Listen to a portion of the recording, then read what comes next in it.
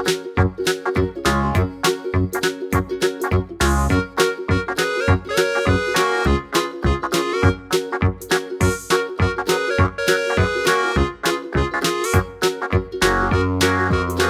turma do sexto ano, hashtag sextou, estamos mais uma vez juntos aqui, hoje sexta-feira, hoje dia 28, estamos finalizando o mês, estamos terminando.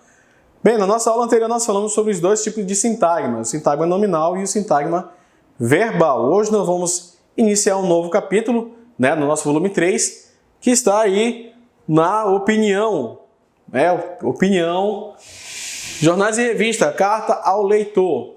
Então nós vamos continuar aqui para você as respostas dos sintagmas e nós vamos entrar no nosso conteúdo de hoje, tudo bem? Vamos lá para as respostas, vamos ver se você acertou bastante, se você errou bastante, se você foi marrom, ou seja, mais ou menos. Vamos lá! E aí está as respostas.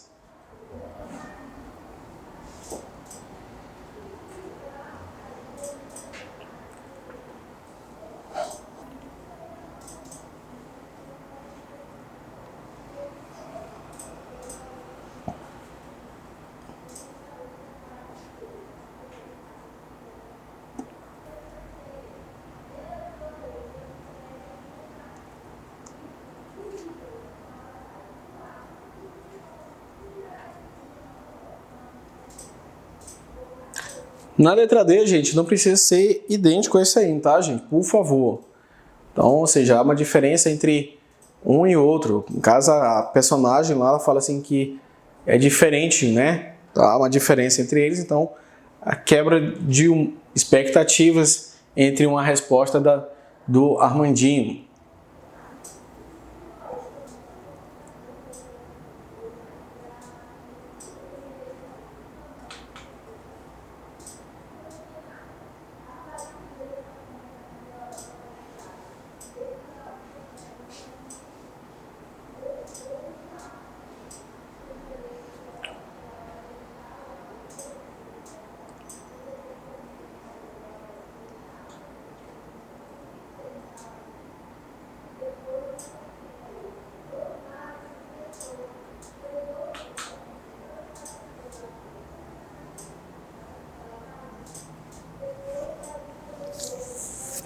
Aí, no caso, aparece o número 1 porque vem o texto lá sobre a girafa.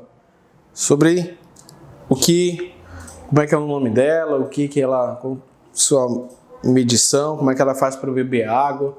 E aí já vamos para essa parte.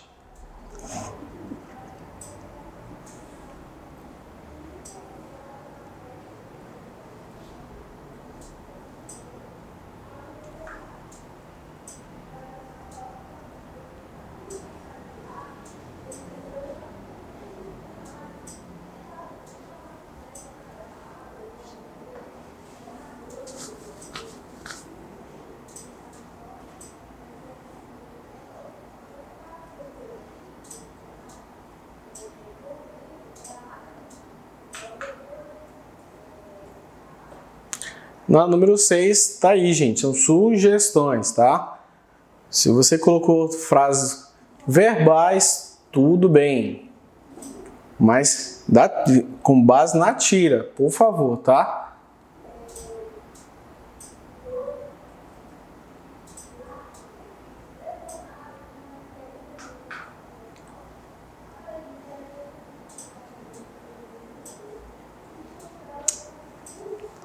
Na número 7 também tem algumas sugestões, tá?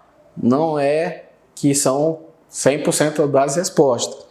Faça com base nisso. Se você se aproximou, beleza.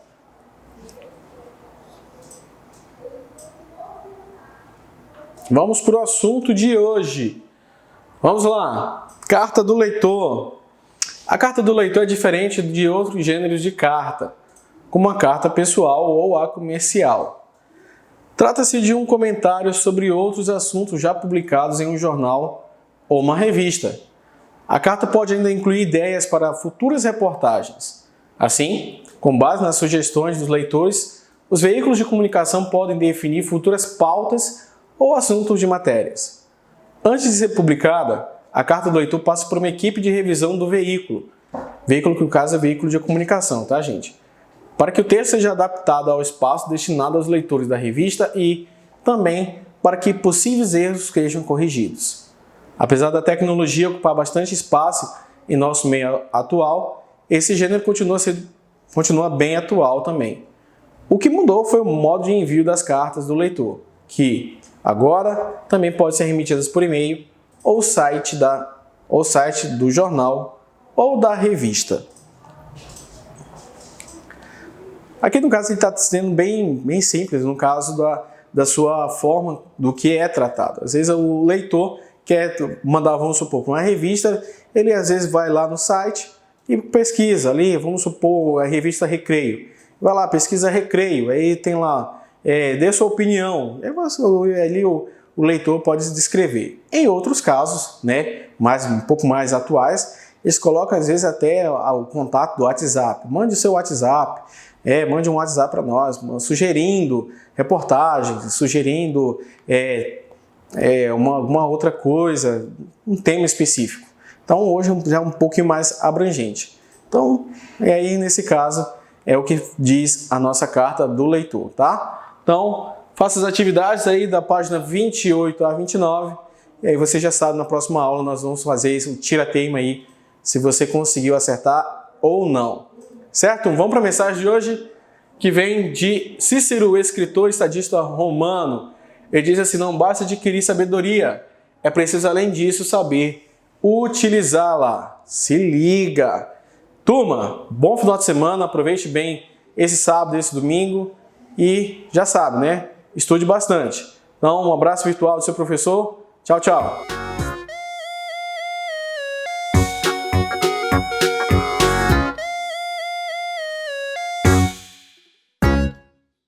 Olá, sexto ano! Tudo bem com vocês?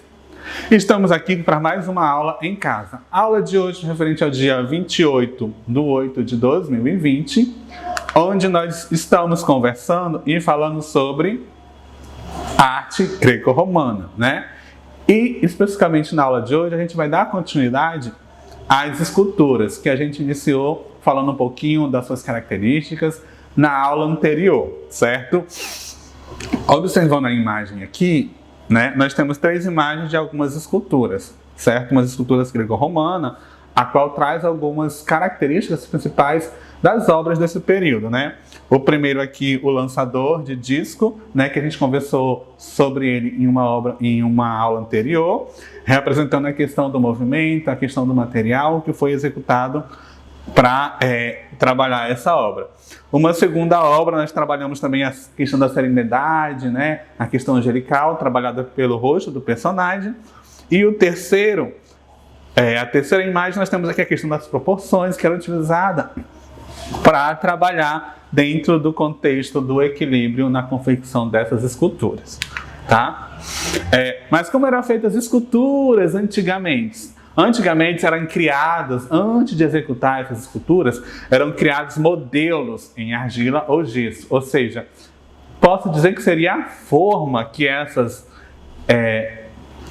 esculturas iam ser criadas e modeladas, tá?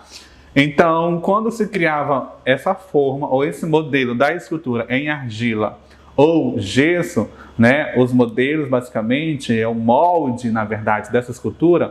Depois ela ia ser preenchida com ferro, bronze ou prata fundido, tá? Ou seja, derretia o metal, a prata, o ferro ou o bronze, ia derreter tudo, deixar ele líquido. Depois ia colocar dentro dessa forma ou desse molde, né? Desse modelo, que era chamado antigamente, em gesso ou argila, para poder modelar a escultura, tá? É muito parecido quando você vai fazer ovo de Páscoa, coelhinho de Páscoa, né? Com chocolate. Não tem aquelas forminhas de plástico que você derrete o chocolate, coloca lá dentro, até ele modelar. Basicamente era feito nessa técnica, tá? Tinha-se um modelo, tinha um molde e iam se fazer, derreter o metal e ia colocar lá dentro para virar uma escultura, tá? E depois ia trabalhar alguns detalhes para deixar mais vivo, mais com exaltação esse material, tá? Depois de muito tempo passou a existir a máquina de pontear. O que é a máquina de pontear? A máquina de pontear era basicamente uma estrutura elaborada para poder amarrar os pontos principais da escultura, como mostra na imagem aqui, né? Nós temos aqui a máquina de pontear, tá? Que delimitava e amarrava as esculturas nos pontos fundamentais, nos pontos de equilíbrio, que era a cabeça, pescoço, né? Um pouco no tronco, nos quadril, um pouco nas pernas e no joelho, para poder trabalhar melhor esse material, né? Essa escultura, para esculpir, para trabalhar melhor a modelagem desse material, tá? Essa técnica de amarrar as esculturas eram feitas em peças de madeira, de pedra e de marfim, e exigia ferramenta específica para cada um desse tipo de material. Para madeira, era determinado umas certas ferramentas para esculpir na madeira. Para a pedra, era outro tipo de ferramentas utilizada para esculpir na madeira e assim por diante. Cada tipo de material tinha o quê? Tinha suas ferramentas para ser trabalhado, né? Nesse contexto, nós iremos criar a nossa própria escultura em argila. Nós vamos aprender umas técnicas para a gente trabalhar a escultura em argila. Então, vem comigo e vamos acompanhar esse processo. Nós iremos precisar, para executar essa obra de arte em argila, a nossa matéria-prima fundamental, que é a argila, espátulas e palitos de picolé. Nós iremos precisar também de borrifador com água. Nós iremos precisar de um rolo de macarrão ou até mesmo uma garrafa de vidro. E iremos usar também palito de churrasco ou espátula de unha para trabalhar nesse contexto, certo? Então, vem comigo que a gente vai fazer na prática toda essa obra de arte com esses materiais. Separe esses materiais e me aguarde que eu já estou voltando com a segunda etapa da aula. E vamos lá! Então, galerinha, estamos de volta novamente e agora a gente vai realizar a nossa escultura. Aqui nós temos os materiais que eu separei para vocês.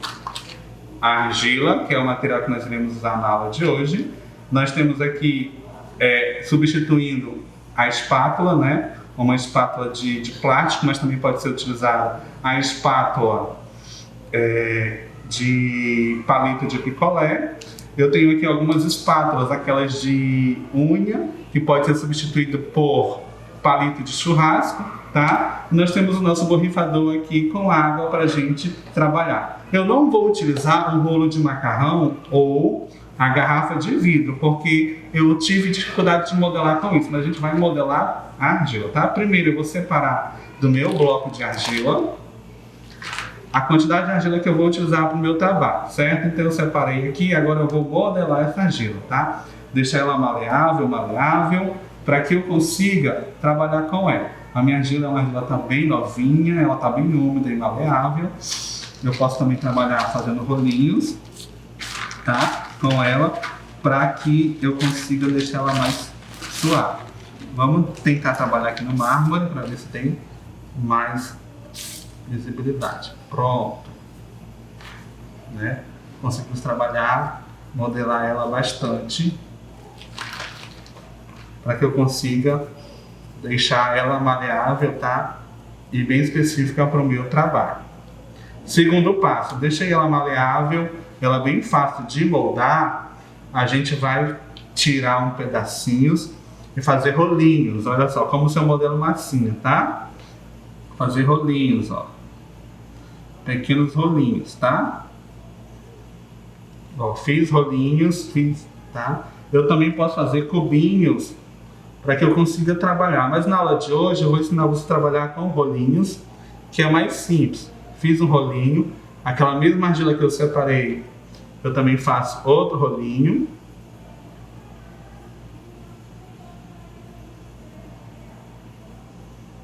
Ó, fiz mais outro rolinho. Vou fazer um terceiro rolinho para a gente tentar trabalhar melhor essa questão. Posso fazer na mão, tá? Eu também posso utilizar a bancada, tá? Para a gente trabalhar. Fiz outro rolinho, 2 rolinhos. Se tiver dificuldade de modelar argila, você pode pegar ela, dar uma borrifada com água para poder ela ficar mais maleável e eu conseguir, tá? Trabalhar melhor. Olha só.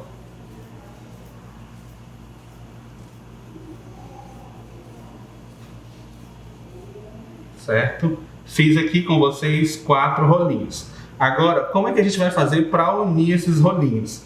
Para unir esses rolinhos, eu vou pegar o rolinho que eu fiz, vou grudar um no outro, olha só. Fiz, grudei um rolinho no outro. Agora, para unir as partes, eu vou pegar a espátula, certo? E vou tentar colar ela assim, ó. Fechando esse espaço entre elas, tá? Eu vou unificar elas, passando a espátula em cima, tentando fechar aqueles espaços que eu tinha para unir uma peça a outra peça. Olha só. Comecei aqui a unir a minha argila, tá? Aquele espaço que eu tinha, ó, entre um rolinho e outro rolinho, eu fecho com a espátula ou com o próprio palitinho de picolé para unir a peça a outra. Ó. Vou fechando, tá? Consegui unir a peça. Bom, eu quero ensinar para vocês como eu fecho ela de forma circular, tá? Então eu fiz as 2 peças, ó, vou grudar, tá? E acabei fazendo aqui, ó, um círculo, como se fosse um vasinho, tá? Ó, os espaços, para fechar os espaços, modelar com a espátula. Tá difícil de modelar? Dá uma molhadinha e vai alisando com a mão, tá? Vai trabalhando com a espátula tá difícil de modelar? Molha, tá? Vai facilitar o trabalho de modelagem. Muito bem. Como a gente já trabalha em escultura, eu vou ensinar você a fazer o topo ou a base de uma escultura, tá? Então eu fiz essa área circular, ó, trabalhando com os rolinhos. Vou pegar um terceiro rolinho, vou colocar aqui em cima, ó. Vou fechar, tá? Agora eu vou unir essa peça do rolinho no outro círculo que eu fiz, ó.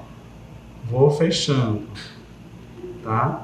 Trabalhando com a espátula para unificar essa peça. Vou tentando trabalhar para unificar e para deixar coladinha uma na outra, certo? Vou trabalhando, modelo com o dedo também, que é para fechar os espaços. E vou fechando aqui, ó, para formar um conezinho, tá? Um conezinho. Fechar tudo, ó, trabalhando com a espátula, tá? Na direção de fechar toda a extensão. Ok? Estou fazendo como se fosse um vasinho, mas é o topo, a base da escultura que eu vou finalizar com vocês daqui a pouco. Ó, basicamente estou modelando aqui a argila. Dentro vai ficar assim, ó. Tá? Vou molhando de vez em quando, borrifando para ficar mais fácil a modelagem. Tá? Vou fechando. E vou trabalhar um conezinho. Tá? Vou colocar um terceiro cone aqui para fechar a base que eu preciso com vocês. Tá? Segurei, ó. Vou trabalhando com a espátula. Essa técnica da espátula é para poder fechar a peça, tá? Para deixar ela mais triangular possível. Essa é a base da nossa escultura. Fechei, modelo com o dedo também, e tenho aqui a área circular, tá? Já tenho basicamente o topo e a base da minha escultura. Essa é uma técnica somente da modelagem, utilizando os dedos, utilizando aqui a nossa espátula, os materiais. Fizemos o berço e a base da nossa escultura. Vou mostrar para vocês como isso ficaria no final, tá? Que eu vou ensinar daqui a pouco a fazer textura. Eu tenho aqui uma obra de arte feita com essa mesma argila, utilizando essa mesma técnica que a gente acabou de fazer, tá? Isso aqui é um busto de uma estátua. Eu tentei representar aqui o busto de uma mulher, né? Pode ser uma bailarina, tá? Trabalhando com essa mesma técnica. Olha aqui dentro como fica, tá? O mesmo espaço que a gente fez aqui, ó, certo? O mesmo espaço. Porém aqui eu comecei a avantajar, fiz o tronco, tá? Nessa aqui eu não vou conseguir finalizar todo na aula de hoje, mas eu vou mostrar para vocês como deveria iniciar tudo isso. Para eu complementar essa parte do busto, começo a trabalhar o busto, eu utilizo a mesma técnica, fazendo aqueles rolinhos, tá? Trabalhando com os rolinhos que a gente acabou de trabalhar, tá? Aqui eu vou trabalhar com rolinhos mais finos até subir e moldar todo o busto para ficar nessa extensão desse modelo, tá? Como eu fiz o busto dessa boneca aqui, dessa moça, certo? Professor, eu quero trabalhar a textura. Agora, para mim trabalhar a textura, eu vou utilizar o palito de churrasco ou aquela espátula de unha da seguinte forma. Olha só. Eu vou criar, ó, cortezinhos, tá? Vou criando cortezinhos, vou riscando, vou riscando, vou riscando. E isso vai me dar uma textura na minha argila, tá? Isso vai criando textura, textura. Quanto mais eu riscar, mais textura vai ficar, tá? Aí você risca, risca, risca para fazer a saia lá da sua estátua, da sua moça lá, tá? Riscou, pode riscar de diferentes formas, diferentes sentidos, certo? Tá difícil de modelar, tá ficando duro? Olha só, borrifa, tá? E borrifar também você consegue molhar e desmanchar aquilo que você fez se não gostou. Não gostei daquele espaço, molha, passa o dedo ou passa a espátula que você vai desmanchando aquilo que você já fez, tá? Então estou ensinando a criar textura com risquinhos, com o palito que você utilizou, palito de dente ou palito de churrasco ou a espátula, para desmanchar aquilo que saiu errado e você não gostou, borrifa e espátula para desmanchar, tá? Quero mais liso? Trabalha com o dedo, pode trabalhar com o dedo para deixar mais liso, tá? Então um lado aqui eu criei com textura, um lado com textura, outro lado sem textura. E isso você vai esperando secar, tá? Terminei minha obra de arte, modelei tudo, basicamente para ficar com essa daqui, como essa, vou deixar secar. Como é que eu deixo secar, professor? Não é para deixar secar no sol, você vai deixar ela secar local ventilado, tá? Em um local que tenha ventilação. Somente o vento vai conseguir secar ela e deixar ela basicamente nessa cor, nessa tonalidade, e não vai criar rachadura na sua obra, tá? O importante é deixar a argila secar em ambiente refrigerado, ventilado, para que ela consiga secar. Essa escultura eu fiz ela ontem à tarde, umas 4 horas da tarde, eu finalizei, e ela ficou pegando ventilação até hoje pela manhã e ela secou basicamente dessa tonalidade. Então essa é a forma de você trabalhar com argila, trabalhar a escultura da mesma forma que os escultores antigamente trabalhavam, ok? Então faça aí na sua casa a sua estátua, a sua escultura e fotografa e envia aqui para a escola que eu quero ver a sua criação, a sua obra de artes como a arte greco-romana. Beijinhos e abraços e tchau, tchau!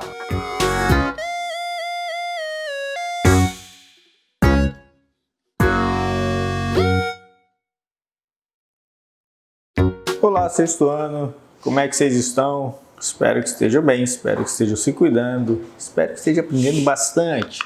Hoje é aula de empreendedorismo, não é o livro de educação financeira, é empreendedorismo. Aula relativa dia 28 de agosto, pega o livro e abre na página, aprendendo a fazer um planejamento, é o tema de hoje.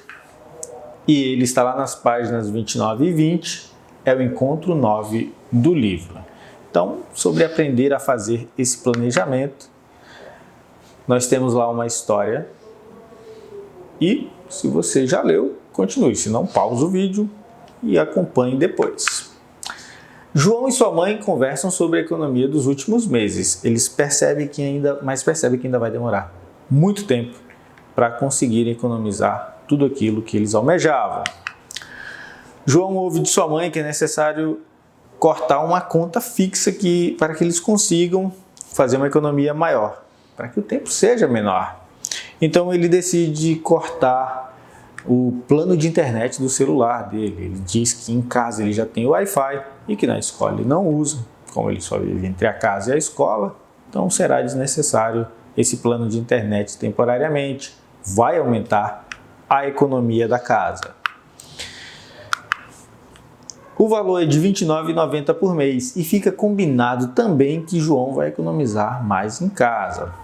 A mãe de João, percebendo o empenho do filho, decide que também vai ser mais rigorosa com a economia doméstica. Eles terminam a história contentes com a vitória que eles vão alcançar. Se vocês lembram, João queria comprar uma bicicleta e a mãe dele também quer ajudar muito ele com isso. Observem que ambos participam do mesmo plano. É um combinado em família entre eles. E isso é essencial para que a gente adquira aí um pouco de saúde financeira. Falei muito disso no bimestre passado. E aqui com a lição do João, a gente vê que não é só os pais, só aqueles que trabalham que podem participar disso. Você também pode, na sua casa, em uma situação semelhante, contribuir para que haja uma economia maior aí na sua residência. E agora peço que você vá lá nas páginas 46 até 48, lá tem uns questionamentos a respeito dessa história, se precisar, leia de novo, responda lá o questionamento, acredito que você não vai ter dificuldade. Sexto ano, agradeço a participação, até a próxima aula.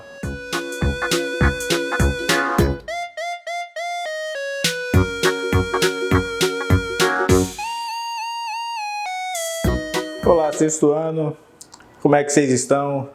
Espero que seja todo mundo bem, espero que esteja todo mundo se cuidando e aprendendo bastante.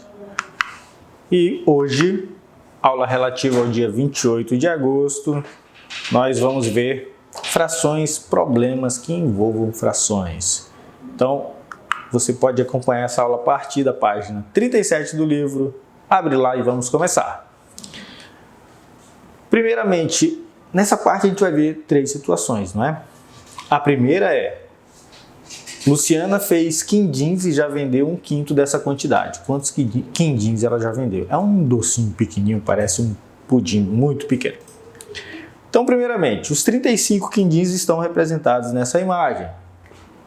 Então, vamos destacar aqui uma divisão igual a gente vinha vindo em polígonos, quando a gente dividia um único polígono em 5 partes. A gente já viu divididos em 4 partes em exercícios anteriores de outras aulas.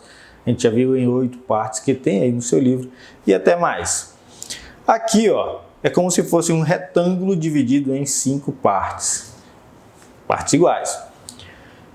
E cada retângulo contém uma quantidade específica de quindins. Então a gente sabe que está dividido em 5 e a gente pega uma única parte. Uma única parte conterá essa quantidade, que são 7 quindins. A operação 1/5 de 35 será 35 dividido por 5. 35 dividido por 5, 7.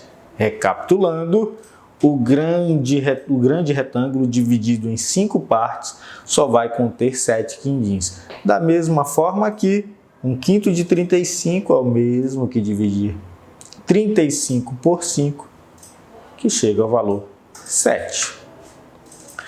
A situação seguinte, Karina é professora de arte, vai acompanhar seus alunos em uma visita a um museu.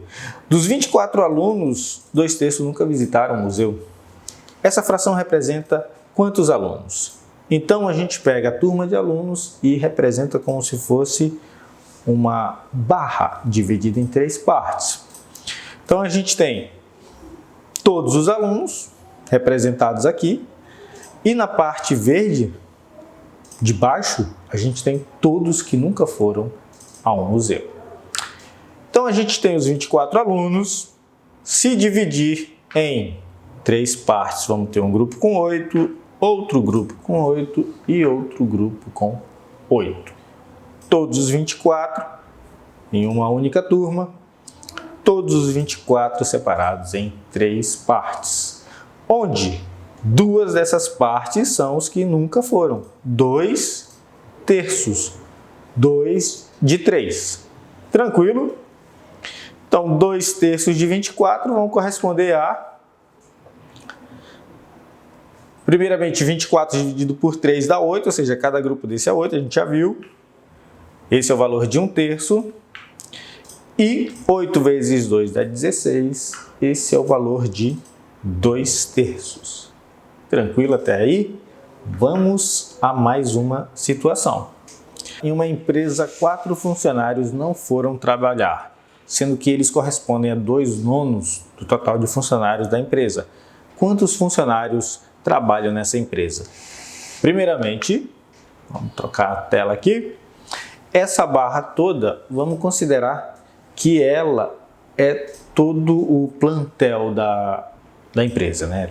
São todos os funcionários, todos eles agrupados em um único conjunto. É semelhante ao que tem aí no seu livro, a mesma representação.